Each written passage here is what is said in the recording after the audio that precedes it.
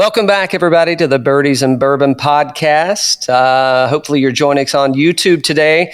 Thanks so much for the likes. Thanks for subscribing. If you haven't yet, look down below, click subscribe, leave some comments, like our videos, and looking forward to breaking down a little DraftKings with you today. Oh, yeah. All right, Cal, let's get this going. Rocket Mortgage 2020, the Rickie Fowler Classic. What we got going on? Yeah, so we're coming in hot to Detroit. Some people aren't coming in hot to Detroit, but we're at the Detroit Golf Club this week. I think it's only the second time we've been there on the PGA Tour. Yeah. Looking at last year's winner, who we got, Nate Lashley at 25 under for 2019. We don't have any other winners listed. So we're coming in at still kind of a shorter course, coming in about 7,300 yards. It's a par 72, very classic Donald Ross layout. Once again, man, so what are we, 3 weeks in a row? And I think we're going to be able to not put so much attention on the bombers. I think we're going again with shot shapers and players that are gaining strokes to green. I really think that's where we are. We're going to see, I think we got four par fives this week. 3 of them are gettable in 2. So I think, who's scoring high on the birdie charts. I think that's definitely a place to look when you're setting up your lineup. Also around the greens. So we're going to come in again with these Donald Ross layouts. We're going to have dome greens. So putting and proximity to the pin is going to be key this week. I don't think Jordan Spieth's here, right? I don't think so. So the 30 and 40 footers aren't going to be dropping. Nice. Yeah. So here's some top notables from last year. You got Lashley, one thing, like you said. Doc Redman was number 2. Wes Roach 3. Sabatini 3. Neiman T5. Potter Reed, your boy, top 5 last year. Snedeker. Oh my gosh, we'll talk about Snedeker in a little bit. Top 5. Stewart came in to top 5 last week. He was playing well last week. And some other notables here: Polston at T11, Hovland T13, Matsuyama T13. So yeah, it's gonna be a fun one. I mean, not all those guys are playing this year, but second year for this, and what do you think? Well, if you got Poston in your lineup, be wary and make sure you're watching close, man, because he was in Fratelli's group for 2 days. He and Poulter. I don't think Poulter's here this week. I don't think I saw him on the lineup. He may have already self-quarantined, but Poston's here, so that's one to watch out for. Who knows what's going to happen there. You bring up a good point. I mean, it makes it so critical that you look at your lineups, especially Wednesday evening going into this thing. If you can get up early on Thursday, they lock around 6 a.m. on it's on pretty early, morning. right? Yeah. So, but you better get up and look, because these guys withdraw because of this COVID, and you are SOL. So yeah. I've heard that they are trying to grow the rough out a little bit more than they did last year and trying to make it a little bit more tougher. But I think it's just your typical kind of course, like you just talked about there. Nothing too tough. I think, wasn't it minus 25 last year? Minus 25. The cut line was 5 under. If you can't score, you look at your boy from last week, right? I mean, what did he parred every hole except for 13 or 14. So if you're just making pars out there, that's not going to cut it. I mean, you got to score to get points on DraftKings here. Yeah, so I mean, I don't think it's going to be too difficult for these guys to do. They're trying to make it tougher, but you got no grandstands this year, so they're trying to grow some of that as well. And to be honest with you, it's probably just set up the way Rickie likes it. Let's be honest. I want to win my own tournament, Romeo. Have you been talking to Jack Palmer? Did you get any insights on this? He's probably been out there. He probably skipped Travelers last week to go up there and prep the course, man. Come on. Hey, who are you kidding? He went up there to record commercials. Don't lie. Okay, so he was recording commercials in the evenings, and then he was playing it during the day, and he was giving the tournament officials where he wants the pins each day, especially Thursday and Friday. So Rickie played the Detroit Golf Club last week, and he's already missed a cut. No, I tell you though, I mean, I don't want to start with Rickie, but good gosh, yeah. I mean, he's got a lot riding on this. He's missed 2 cuts in a row, And here he is coming into. He didn't play last week, so he missed 2 cuts in a row. And here he's coming into his David Sims tournament, and he's better got his shit together, man. Luckily for him, the field is fairly weak compared to what we've had. Compared to what we've had, yeah. A lot of guys taking the week off, resting up for Memorial. Self-quarantine due to COVID, positive COVID results. But before Memorial, we're actually going to get into the Workday Classic, right? The Workday Invitational Phil's tournament. Exactly. Let's break some of these players down, man. So I've got 2 that I'm anchoring on, and let me rephrase that. I've got 2. I got to make a decision between the 2. Yeah. I'll start with Viktor Hovland. I'll tell you why. He led the field. He led the field last week in strokes gained tee to green. Yeah. And he was 3rd in strokes gained and approach. And I think that just when we open this thing up, I think those 2 stats are going to be crucial this week for players that are going to take a quick lead and be able to get out front and then take some chances. I think you're going to see him going for at least 3 of the par 5s and 2. Potentially, I don't think you can get to the 5th. I guess you could, but I don't know that they'll necessarily go for it. But I've got Hovland, and I got the T-Man. I got Hatton. Give us some price tags on these guys. Okay, so Viktor Hovland's coming in at $10,000 on DraftKings, and he was T13. It's expensive. Yeah, T13 last year. So. I don't know where that's going to leave us at. So it's expensive, and don't get me wrong. I mean, there's plenty of players out there, to kind of that $8,000-9,000 range that are definitely gettable in this one. So those are your 2 highest costing guys. Were those 2 guys? Absolutely. Yeah, that's the 2 that I'm kind of deciding between, right? It's like, okay, who are we going with? And I can't afford both of them. I got to go one. I don't know, man. Who you thinking? I'm not going away from Tyrrell Hatton. I can tell you that right now. I know. How can you, right? That man has not missed. He's in my lineup. I'll just go ahead and tell you, he is in my lineup. So the most expensive guy in the field this week is Bryson. And then you got Webb Simpson, who I'm surprised you're not talking about him. So let's just talk about the $10,000. $10,000 and up guys. You got Bryson, Webb, Tyrrell, Patrick Reed, Hideki, and Sanjay, Sanjay is at the 9,800. Victor's the last one there. Those are all your $10,000 guys. And out of all those guys, you're saying the 2 that you're going in for are Victor and Tyrrell are the 2 that you're thinking. So you're dissing your boy Pat Reed. I thought we talked about Pat Reed last week. I thought you were going to pick him. We did, and I want to pick him. I want to pick him so bad, man. But I'm telling you, I just I don't have enough money. So with where I'm at.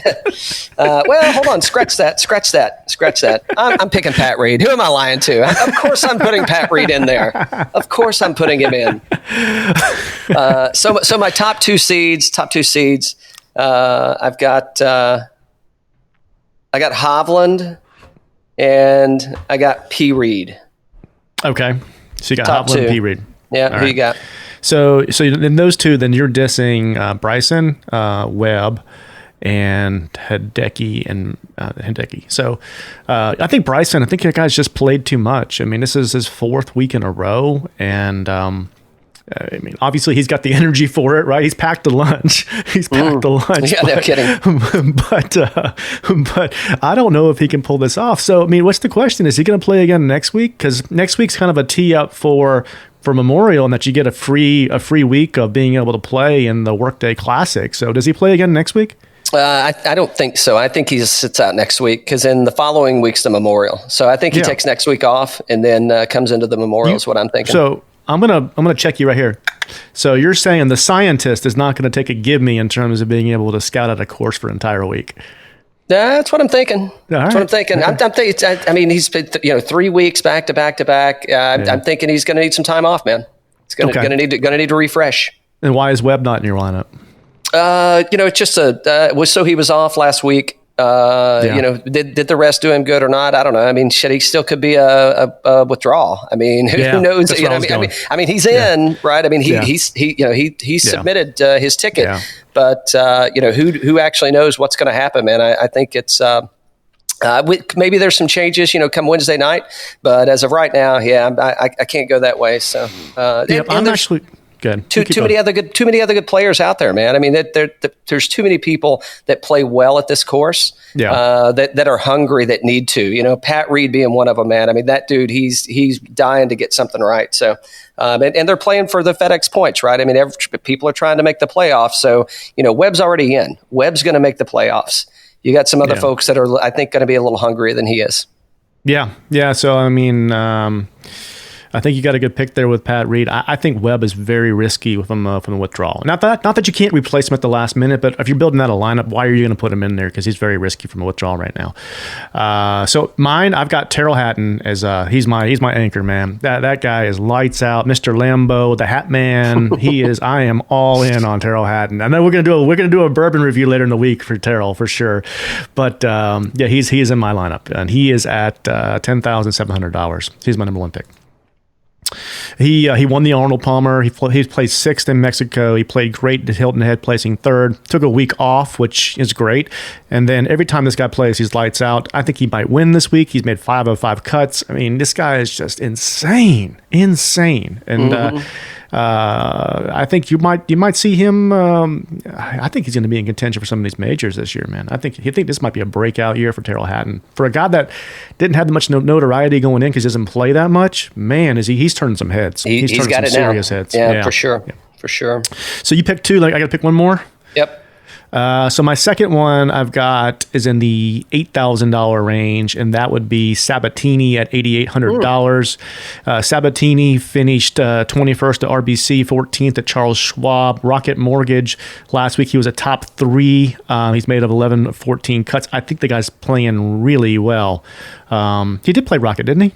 Did I have that wrong? Yeah, I believe so. I think so. Let me check it out. Rocket Mortgage last year. Last year. Last year. Yeah.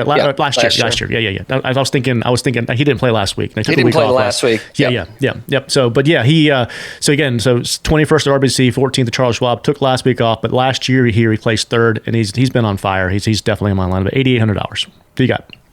It's a good pick. So I got your boy, man. I got your boy Doc coming in next. Oh, do you? Yeah, I can't resist. Hey, after those pictures on the Instagram, I mean, how could I resist Doc Redman? I'll tell you. So he shot a 63 on Sunday. He had a solid tournament all the way around. I mean, that dude, he's showing up as an anchor every day, every week, and I really like where his game's at. I think we got good stuff coming with strokes gain, tee to green. Yep. Finished third in the week with strokes gain, tee to green.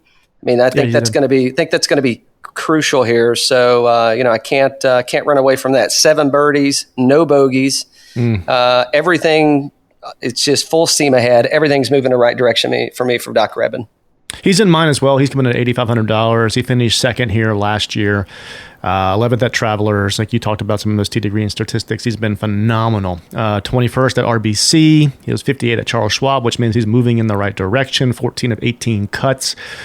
And then last week, I think he had tee to green. It was 2.25 shots gained. And then on approach, he was 1.26 shots gained. So the guy's just been on fire. I think he's going to be in a lot of lineups this week just because of where he placed last year here. And that's why he's so much money as well. Usually we're seeing Doc in the upper 6s, but this week he's at 8,500. So definitely the field is reflecting that. And plus his placement from last year. So yeah, I think Doc's a lock-in, Aaron. I think he really is. Okay, who you got next? So I'm going Sneds, man. He missed a cut at the RBC Heritage. T41 last week.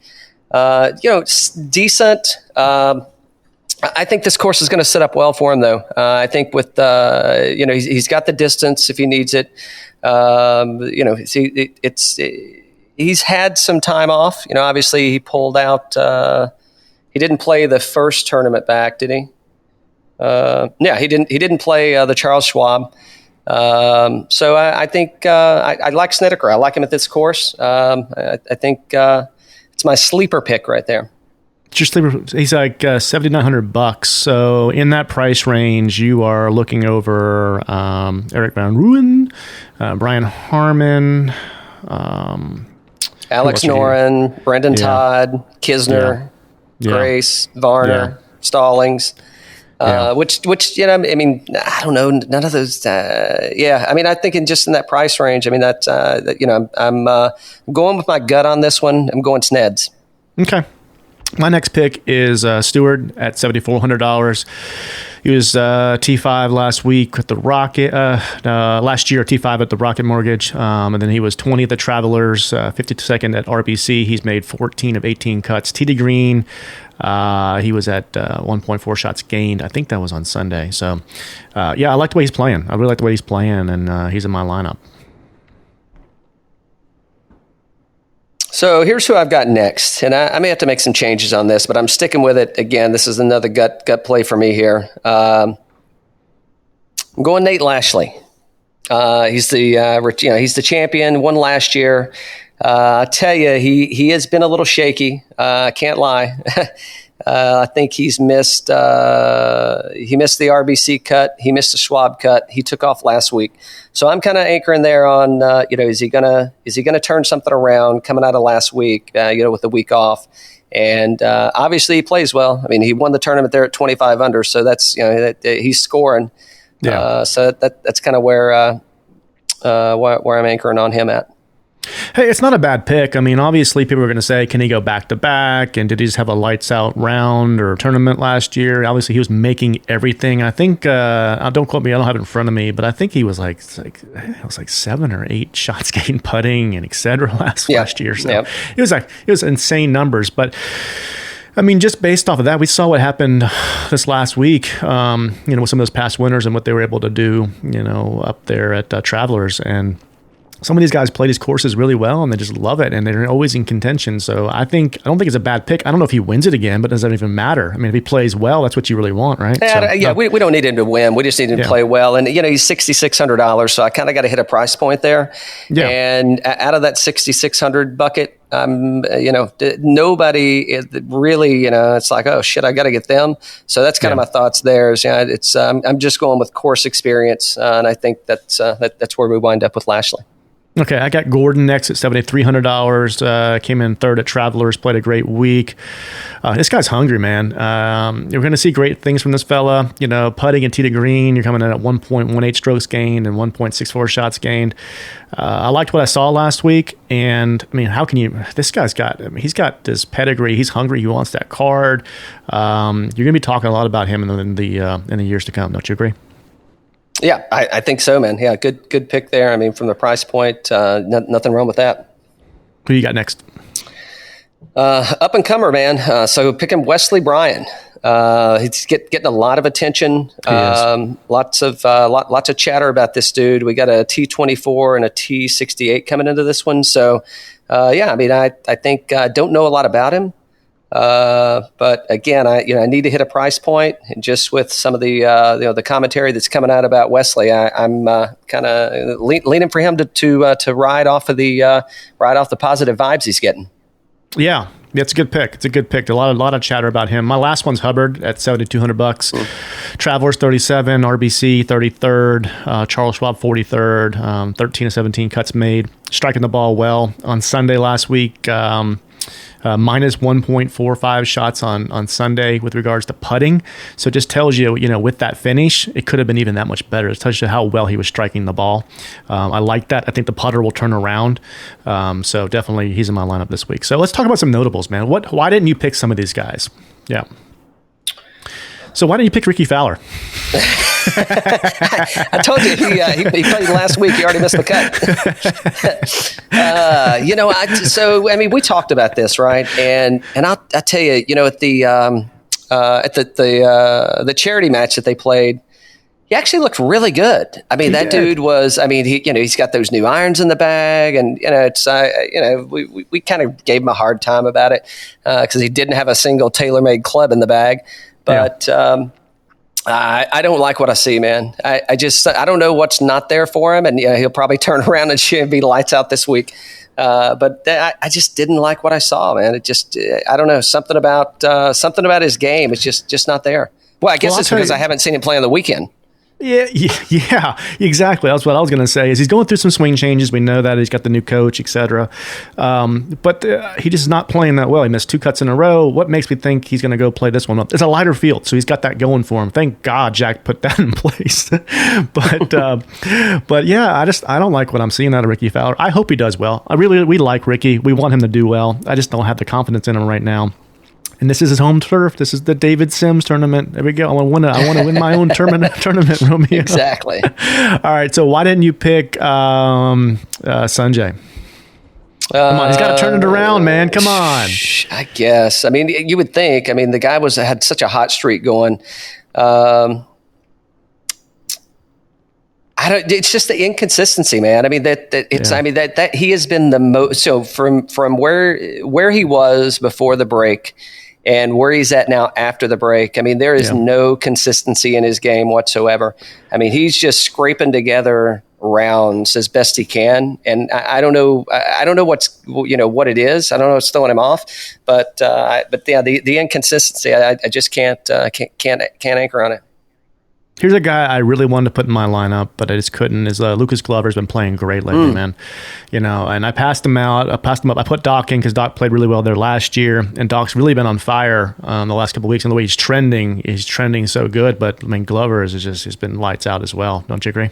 Yeah, I mean, absolutely. I think they actually shot the same. Weren't they both 7 under on Sunday? Yeah. So yeah, I mean, again, you could pick one or the other. I've seen a little more consistency out of Redman. I mean, that's why I went that way and didn't put Glover in. Yeah. But I don't think Glover's a bad pick. No, I don't either. And then, I think we're going to kick ourselves for not picking Webb. I do. I think Webb's going to have a really good week. I think Webb might win this thing. I think he wants to be player of the year. So, yeah.